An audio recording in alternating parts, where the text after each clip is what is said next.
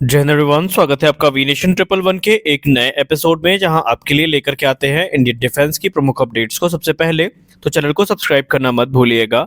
आज के अपनी अपडेट की शुरुआत करेंगे एमआरएफए को लेकर के आई एक अपडेट से, या यूं कह लें एमआरएफए को लेकर के आई एक नई कंट्रोवर्सी से। दोस्तों, हम सब जानते हैं कि एमआरएफए भारतीय वायुसेना के लिए एक समय में काफ़ी महत्वपूर्ण था। इनफैक्ट आज भी काफ़ी महत्वपूर्ण है, और अगर ये टेंडर 2022 के आसपास कभी फाइनल हो जाता तो आज बात कुछ और होती।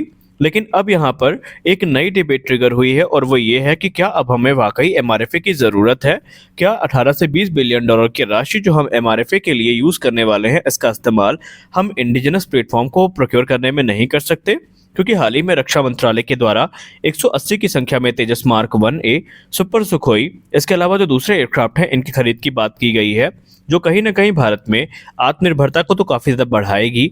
लेकिन एमआरएफए की बात की जाए तो एमआरएफए को लेकर के अभी कोई भी पुख्ता अपडेट इंडियन एयरफोर्स से सामने नहीं आई है, जहां पर यह पता लगाया जा सके कि ये टेंडर आगे बढ़ भी रहा है या नहीं।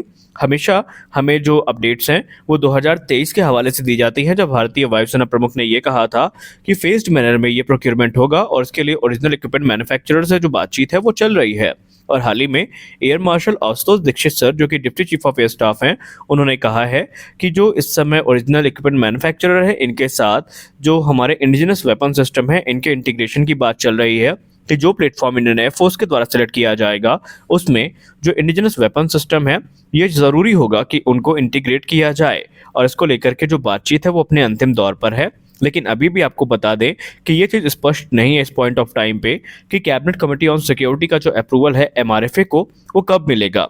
क्योंकि कयास लगाए जा रहे हैं कि इतने बड़े जो डिफेंस प्रोक्योरमेंट है, इनको पूरा करने के बाद अब मिनिस्ट्री ऑफ डिफेंस एमआरएफए की तरफ अपना ध्यान देगी। लेकिन आपको बताते चलें कि अगर एमआरएफए प्रोग्राम 2026 में भी फाइनलाइज कर लिया जाता है, तब भी जो पहला एयरक्राफ्ट है वो हमें 2030 के पहले देखने को नहीं मिलेगा। क्योंकि हम सब जानते हैं कि जब 2016 में ये कॉन्ट्रैक्ट साइन किए गए थे 36 राफेल फाइटर्स के, जब डसॉल्ट एविएशन के पास कोई बड़ा ऑर्डर भी नहीं था।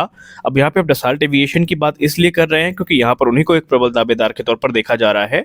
तो पहला एयरक्राफ्ट जो उन्होंने डिलीवर किया था वो 2019 के आसपास किया था, लेकिन अब जो ऑर्डर बुक है वो 200 को पार कर चुकी है। तो ऐसे में एमआरएफए अगर फाइनलाइज किया जाता है तो हम यह गिरी से गिरी कीमत पे हम ये मान सकते हैं कि पहला एयरक्राफ्ट 2029 से 30 के पहले हमें नहीं देखने को मिलेगा।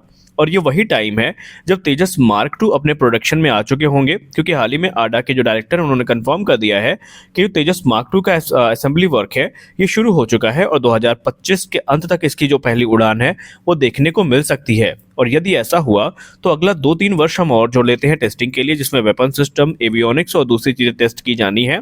तो 2028 से 29 तक तेजस मार्क 2 प्रोडक्शन में उतर जाएंगे, और भारतीय वायुसेना को 2030 तक ज्वाइन करना शुरू कर देंगे। तो ऐसे में अब यहाँ पर जो डिफेंस एनालिस्ट हैं वो ये मानते हैं कि भारतीय वायुसेना के लिए 18 से 20 बिलियन डॉलर की जो एमआरएफए डील है, इसको हटा करके यही पैसा हमें इंडिजिनस प्लेटफॉर्म को खरीदने के लिए इस्तेमाल करना चाहिए। क्योंकि अगर हम तेजस मार्क 2 के ऑर्डर बुक की बात करें तो एक अनुमान है कि ये संख्या भी तेजस मार्क 1 के जैसे 200 को पार करने वाली है, और एमका भी एक बड़ी संख्या में इंडियन एयरफोर्स का हिस्सा बनेंगे। तो एमआरएफए को स्क्रैप करके जो इंडिजिनस प्लेटफॉर्म है, इनके खरीद का जो यहाँ पर समर्थन है वो डिफेंस एक्सपर्ट्स के द्वारा किया जा रहा है। आपको क्या लगता है, क्या भारतीय वायुसेना को अब सही में एमआरएफए स्क्रैप कर देना चाहिए, या आपका जो पॉइंट ऑफ व्यू है वो अलग है? तो इस पे भी आप अपनी टिप्पणी ज़रूर करिए। हालांकि अगर हम अपनी बात करें तो एमआरएफए एक समय में काफ़ी इंपॉर्टेंट था अगर ये डील 2022 से 23 के बीच में फाइनलाइज कर ली जाती, लेकिन अभी भी इसका भविष्य अधर में लटका है। तो कहीं ना कहीं अब स्पष्ट है कि हमें इंडिजिनस प्लेटफॉर्म की तरफ अब ध्यान देना यहाँ पर शुरू कर देना चाहिए। हमारी अगली बड़ी अपडेट भी तेजस मार्क 2 प्रोग्राम को लेकर के आ रही है। दोस्तों, हम सब जानते हैं कि अगर हमें एविएशन के क्षेत्र में आत्मनिर्भरता को प्राप्त करनी है तो हमें छोटे से बड़े जितने भी बड़े इक्विपमेंट हैं, इनका निर्माण भारत में ही करना पड़ेगा। और इसी क्षेत्र में हिंदुस्तान एरोनॉटिक्स लिमिटेड एक बड़ा कदम उठा रही है। तेजस मार्क 2 को लेकर के एक बड़ी अपडेट में ये बताया जा रहा है कि इस समय हिंदुस्तान एरोनॉटिक्स लिमिटेड, जो कि भारत की प्रीमियर एरोनॉटिकल एजेंसी है, ये प्राइवेट प्लेयर्स के साथ मिलकर के तेजस मार्क 2 प्रोग्राम के लिए जो रिट्रैक्टेबल रिफ्यूलिंग प्रोब है, अब इनको बनाने का काम शुरू करने वाली है। जी हाँ, एक retractable in flight refuelling probe इनके रडार में अगला प्रोडक्ट है जो कि बनाया जाएगा। अगर हम तेजस मार्क 1A की बात करें तो जो मार्क 1A है, अभी हवा में ईंधन भरने के लिए जो fixed in flight refuelling probe है इसका इस्तेमाल करता है, जो कि ब्रिटिश एरोस्पेस कंपनी कुवम के द्वारा सप्लाई किया गया है।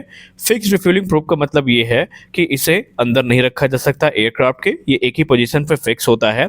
लेकिन Hindustan aeronautics limited foreign original equipment manufacturer पर अपनी जो डिपेंडेंसी है इसको रिड्यूस करने के लिए तेजस मार्क 2 प्रोग्राम में जो इंडिजिनस कंटेंट है इनके परसेंटेज को बढ़ाने के लिए कार्य कर रही है, और इसीलिए जो रिफ्यूलिंग प्रोब है इसको डोमेस्टिकली डेवलप करने का प्रयास शुरू किया जा रहा है और इस क्षेत्र में कुछ बड़े कदम भी उठाए गए हैं। आपको बताते चलें कि जब रिट्रैक्टेबल प्रोब्स का इस्तेमाल नहीं होता तो ये एयरक्राफ्ट के अंदर प्लेस किए जाते हैं, जिससे कि जो ड्रैग है ये काफ़ी मिनिमाइज होता है और एयरक्राफ्ट की जो ओवरऑल फ्यूल एफिशिएंसी है और परफॉर्मेंस है ये काफ़ी ज़्यादा इन्हांस हो जाती है। रिट्रैक्टेबल जो प्रोब हैं ये बेटर प्रोटेक्शन भी ऑफर करते हैं पोटेंशियल डैमेज से जब एयरक्राफ्ट रिफ्यूलिंग नहीं कर रहा होता है। और इसके अलावा हिंदुस्तान एरोनॉटिक्स लिमिटेड इनका इस्तेमाल twin engine deck based fighter और एडवांस फ्रीडम कॉम्बैट एयरक्राफ्ट जैसे जो प्रोग्राम है उसमें भी करेगी, और आने वाले भविष्य में जो फ्यूचर के फाइटर जेट्स हैं उनमें भी इसका इस्तेमाल होता दिखाई पड़ेगा। इसके पहले हिंदुस्तान एरोनॉटिक्स लिमिटेड और aeronautical development agency indigenous infrared search and track system के टेस्ट की तैयारी भी पूरी कर चुके हैं, जो कि हॉकर 800 एयरक्राफ्ट से टेस्ट किए जाएंगे।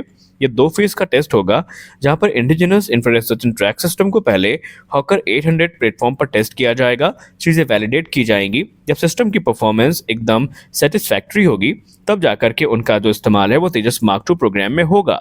और हमने आपको अलग अलग अपडेट्स से पहले ही अवगत करवाया है कि आने वाले निकट भविष्य में इस क्षेत्र में हमें निरंतर जो बड़ी अपडेट्स हैं वो देखने को मिलने वाली हैं। लेकिन अभी भी 2 क्षेत्र ऐसे हैं जहां पर Hindustan aeronautics limited initial stages पर कार्य को आगे बढ़ाने का प्रयास कर रही है। पहला होगा जेट इंजन डेवलपमेंट प्रोग्राम, जिसके अंतर्गत एक स्वदेशी इंजन विकसित किया जाएगा तेजस प्लेटफॉर्म के लिए, और दूसरा होगा एक इजेक्शन सीट का प्रोग्राम, जहां पर इंडिजिनस इजेक्शन सीट विकसित की जाएगी, जो कि हमारे जो इंडिजिनस प्लेटफॉर्म है इनको काफी ज्यादा कैपेबल बनाएगी। तो कुल मिलाकर के हम ये कह सकते हैं कि हिंदुस्तान एरोनॉटिक्स लिमिटेड ने बीतते समय के साथ जो टेक्नोलॉजिकल एक्सपर्टीज को प्राप्त किया है उसका भरपूर इस्तेमाल उनके द्वारा किया जा रहा है। हमारी अगली बड़ी अपडेट भी हिंदुस्तान एरोनॉटिक्स लिमिटेड को लेकर के आ रही है। हिंदुस्तान एरोनॉटिक्स लिमिटेड के चेयरमैन और मैनेजिंग डायरेक्टर सीबी अनंत कृष्णन सर ने तेजस मार्क 1A को लेकर के कुछ बड़ी रिपोर्ट सामने रखी है, जहां पर उन्होंने तेजस मार्क 1A की डिलीवरी को फास्ट ट्रैक करने की बात कही है। उन्होंने कहा है कि सभी चीजें ऑन स्केड्यूल चल रही हैं और तेजस मार्क 1A फाइटर एयरक्राफ्ट तय किए गए समय से पहले इंडियन एयरफोर्स को डिलीवर कर दिए जाएंगे। उन्होंने कहा कि उनका टारगेट ये है या उनका एम ये है कि सभी 83 तेजस मार्क 1A फाइटर जेट्स को 2027 से 28 तक भारतीय वायुसेना को डिलीवर किया जाना सुनिश्चित किया गया है। जो ओरिजिनल टाइमलाइन इसके पहले थी वो 28 से 29 तक की थी, जिसे 27 से 28 कर दिया गया है, और ये एक बहुत बड़ा इंप्रूवमेंट होगा प्रोडक्शन को इंक्रीज करने में, क्योंकि इस समय तीसरी जो प्रोडक्शन लाइन है नासिक की वो लगभग बनके तैयार है, जो कि तेजस के प्रोडक्शन को रैंप अप करने में एक महत्वपूर्ण भूमिका निभाएगी। और आपको बताते चलें कि अप्रैल 2023 से इस फैसिलिटी को डेडिकेट कर दिया जाएगा तेजस मार्क 1A के लिए। तो आज के इस वीडियो में बस इतना ही, मिलते हैं अगले वीडियो में कुछ और अपडेट्स के साथ, तब तक के लिए जय हिंद।